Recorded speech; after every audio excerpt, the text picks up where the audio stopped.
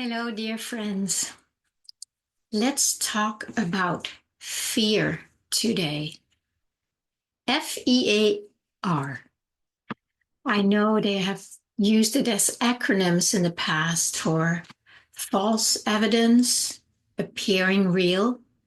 And there's some other ones I can't remember. Is it something like face it and run? No, that's not it. But they have many people have played around with the word with the letters and kind of to make it clear that it's not real. And yet, fear runs the world, not money. Money does not make the world go around, but fear. Fear is the fodder for the matrix. This is what the matrix is made of. And I would dare to say that if we leave the fear behind, we leave the matrix behind.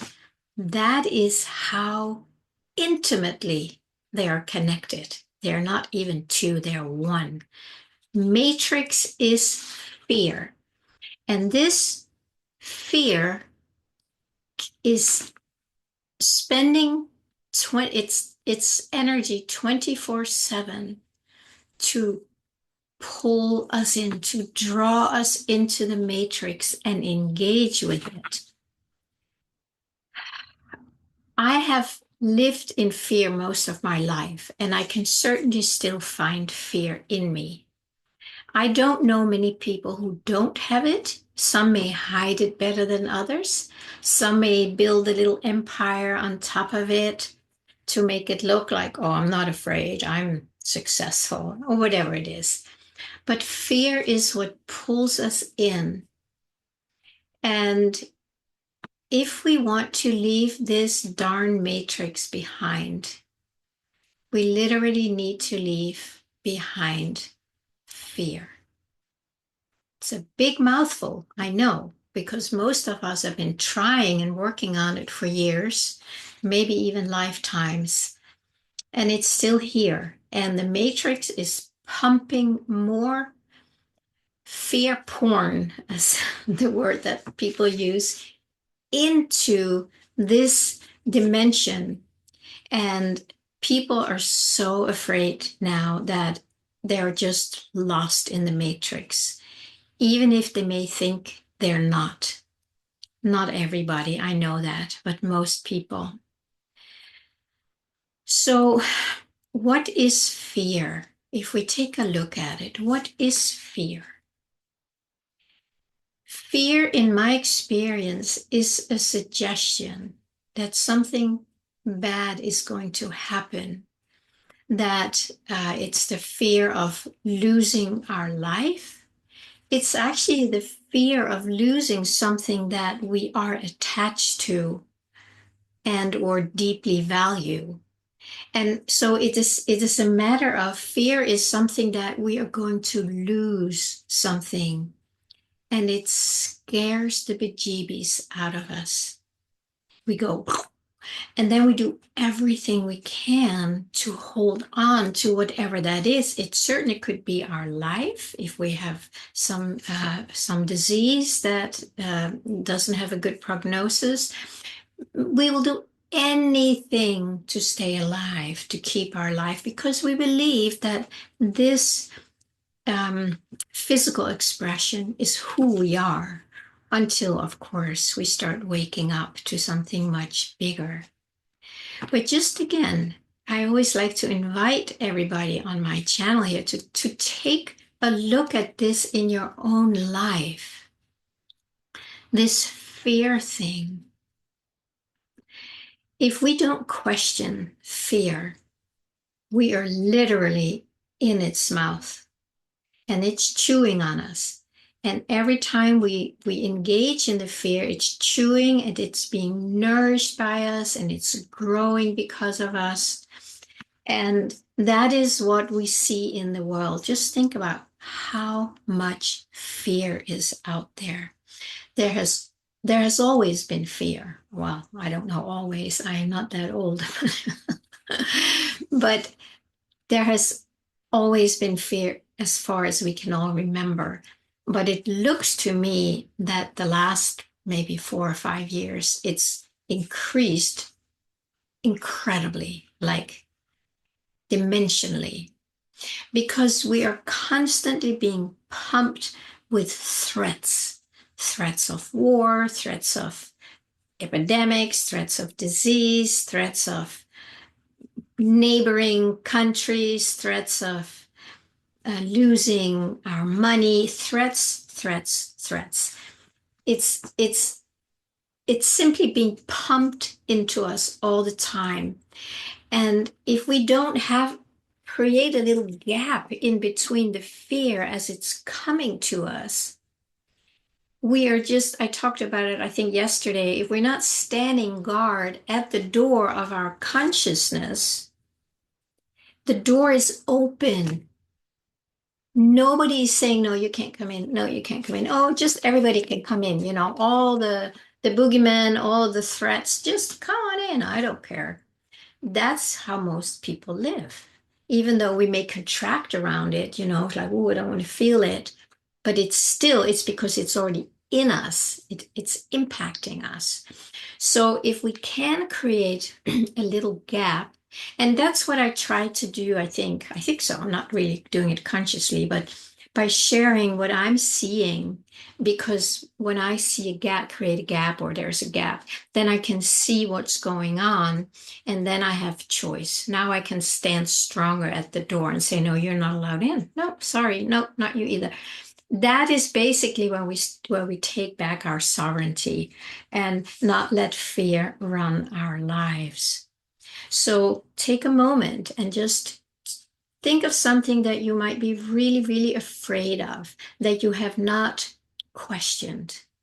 It's that gap that gives us an opportunity to question things, to think like, what is going on here? What is this fear? So what am I really afraid of? Well, I'm afraid to lose my house. I'm afraid to lose my life. I'm afraid to lose my kids. I'm afraid. And nothing is explored or investigated by ourselves. So that's an opportunity that we can take a look at that. This, of course, is something I have been doing myself for quite a while. And was it yesterday or the day before? I shared how I noticed that the fears that used to also consume me, I have very, very little interest in them anymore. And it is because I've been doing this work for so long. One of the things is what I've shared before is Joel Goldsmith, who was my first spiritual teacher. I never met him because he had already passed away, but his teachings came to me in a very unusual way, I should say. And he would say to not react. That was a big one. Do not react to the world's, to the drama in the world or to anything in the world. Do not react. If somebody is sick, don't react. Don't come with an emotional thing, or don't get scared inside. I mean, when I say don't, we can't help it. And Joel he wasn't very emotionally intelligent as a teacher. He was probably really emotionally intelligent, but it's not something he was conveying to his students. That's much more available to us today. So he would say, do not react. Luckily, I also learned to be present with my experience inside. So if I had a reaction to the outer world, I would immediately go inside of me and be present with that reaction. There are times where we need to do some deeper work with a therapist or a coach to really kind of, pull it, tease it apart, all these layers. So it's easier to be present with them instead of being pulled in by them. So as I was practicing non-reaction, I'm sure in the beginning I was kind of contracting inside, but I was practicing at least. It's better than just being pulled in by it.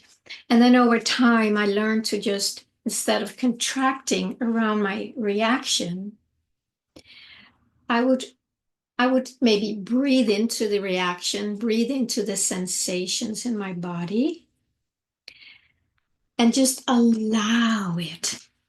The word allowing came to me many years ago.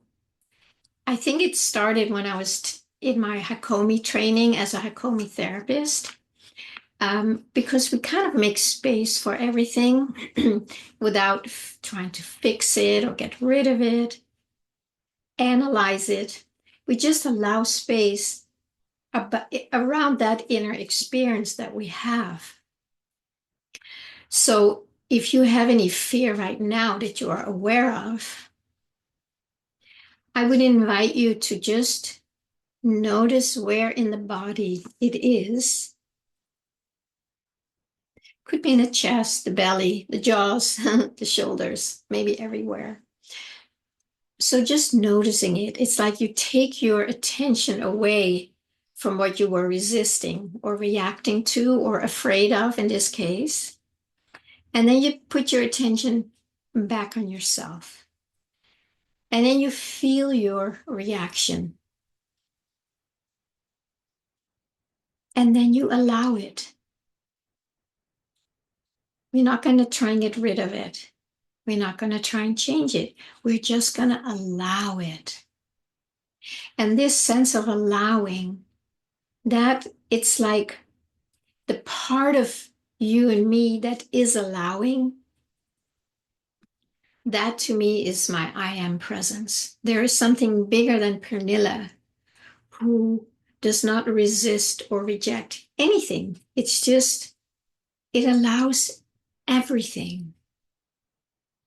So if I can let that sense of allowing come through me, and I can allow what I before that would try and get rid of or would be totally identified with. Now I can allow the feeling of it, the fear. So you take a deep breath and you just feel the fear. You just allow it. You do not need to do anything with it.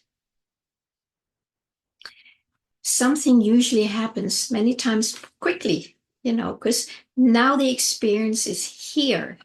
And now I'm able to be present with it, with my divine presence.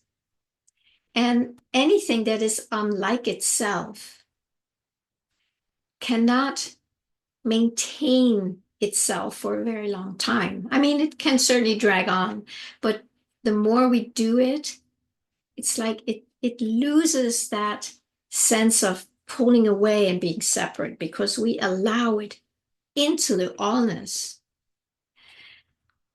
And we just breathe into it. There might be some more work to do. Like I teach something called the ALL formula. ALL stands for allow, listen, and love.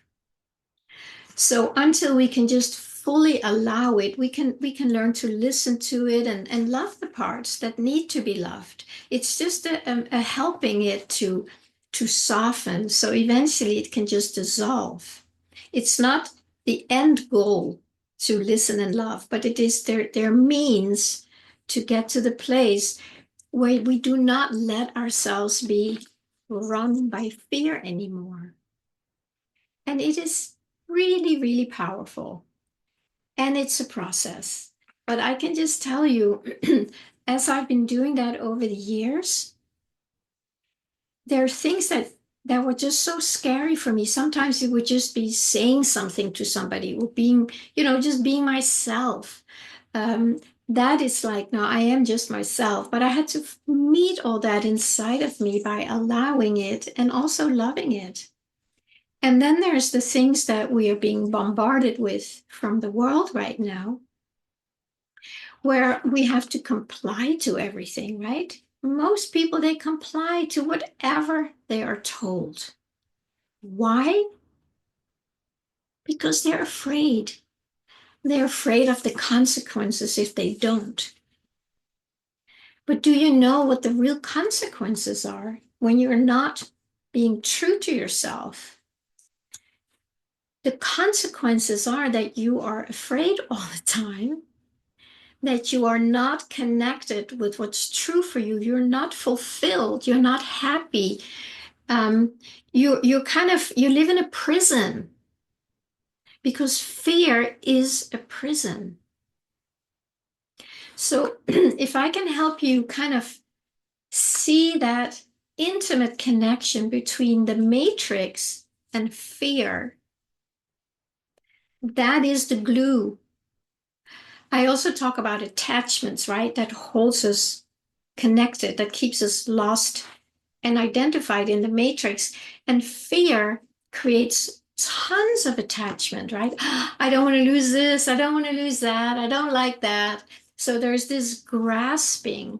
And as we start facing our fears, we are going to face these things that we are attached to and are afraid to lose. Inside of us, each one of us, there is a deep, deep wisdom that knows, that knows what's right for you and you and you and me. It just knows that when we get in touch with that, that is so much bigger than any fear. You know, it comes down to the place sometimes where you're okay if it would mean you would lose your life. And I'm not saying this is something we have to come to agree with, but I'm saying when we come down to that place where the fear of losing our lives is so insignificant compared to living in full alignment with our divine source. So the more we live from here, the fear just dissolves. And the more we live from here and the more the fear dissolves, the less the matrix can pull us in, right? There's probably a lot of alarming things on the horizon, maybe not so far, and a close-up horizon maybe, where there's going to be a lot of fear being pumped at us again. You know, maybe we need to, maybe another one of these terrible diseases where we all need to get vaccinated, or you know, or whatever food we can't eat anymore, or you know, whatever it is. All these animals are being killed, right? It's like it's being pumped at us day and night. And just notice, are you afraid of it? There's no judgment here. It's more like curiosity for yourself and self-inquiry. You know, are you afraid of that? And are you going to let that outside pressure decide what you may not want inside? If you really listened here, listen to your divine source connection. Are you choosing this? Or are you choosing the matrix using fear to pull you away from your own source? You know, it's pretty big stuff what we're talking about here. It's really taking a leap and be willing to feel the fear, to feel the discomfort. It's going to be very, very uncomfortable, you know, when you face these things. And you might be in situations where you're just like, oh my God, if I give into that, that means this and this and this will happen to my life. But if I say no to it, then this and this and this is going to happen to my life, right? That happens to a lot of people. What do you do then? Well, it's an individual thing. I'm thinking I will do my very, very best to stay here and just wait if there's any movement, what movement feels aligned with my divine connection. And then I'll go with that, not so much worrying about the consequences. There's actually always consequences when we ignore our soul connection, our divine wisdom. There are consequences always. And I would say the way the world looks, those are the consequences, because as a whole planet, we have not been guided by our own soul, by our divine connection. And with the new energies coming in, the new paradigm, that is inviting us to connect to our soul and let ourselves be led by that. And it's so available to us now. And it's so needed because as the darkness is crumbling and the light is coming in, the light needs every single little cell who wants to make itself available for the light. It's like a light grid that has always been here. And now we just need to connect to that grid so that more and more people can really radiate that light into the part where the light has been dimmed or maybe extinguished. So let's really take a good look at this fear thing and maybe start facing it head on. And I always invite you to reach out if you need support in that. The link to sign up for a self-discovery session is in the comments. And then we'll find out, what kind of support do you need? These times are very, very significant for all of us, and especially the light workers who came here for these times to shine our light, to brighten the darkness, and literally to bring heaven back on earth. And that's a shift in consciousness, of course. So, all right, my friends. Yeah, please share this with any friends that might resonate with this. Please help me share this with more people if it resonates for you, so more people can benefit from it and start moving further and further out of the matrix and deeper into the new energies that are here. All right. Blessed day.